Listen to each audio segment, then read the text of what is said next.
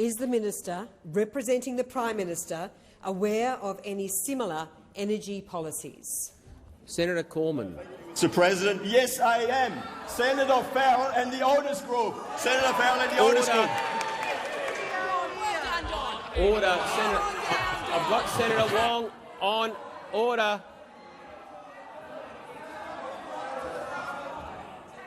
Senator Wong on a point of order.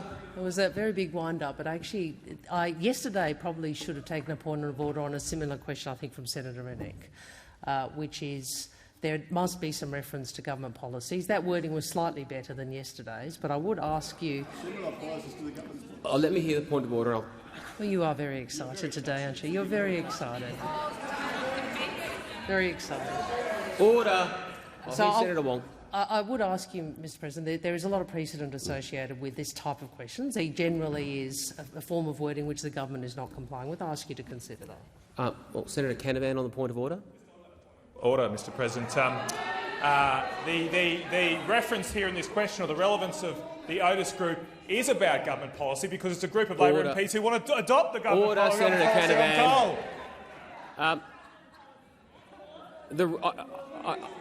Order. After yesterday, I did consult the clerk on this matter with my ability to potentially foresee a question.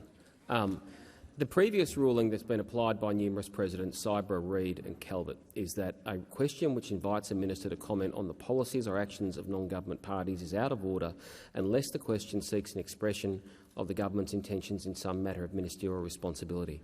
Now, in my view, yesterday's question probably crossed that line. I will let the minister continue this, but I will review the Hansard on the basis that this question, which I don't have detailed notes of, asked for the minister's awareness. And so I will not rule it out of order at this point, but I will review the Hansard. And can I urge my colleagues who do ask questions to keep those standing orders in mind? Thank you, Mr. President. Mr. President, I'm optimistic about our future because we now know that Senator Farrell is leading the next generation of Labor leaders into supporting more responsible economic policies, and that is a great thing. And courtesy of Channel 10, we now know who the members of this coal industry, coal workers supporting Otis Group are. And indeed, we've got— Senator Sterle is on there twice. Senator Sterle is on there twice. Order. Order. Senator Cormann. Senator Wong, were you raising a point of order? I was consulting the clerk, so It's going to hold up a prop. Well, if props are not appropriate, my apologies, I was consulting the clerk. I'll call Senator Cormann to continue. Thank you very much, Mr. President. Quite a few Labor senators on there. Senator Sterle appears there twice.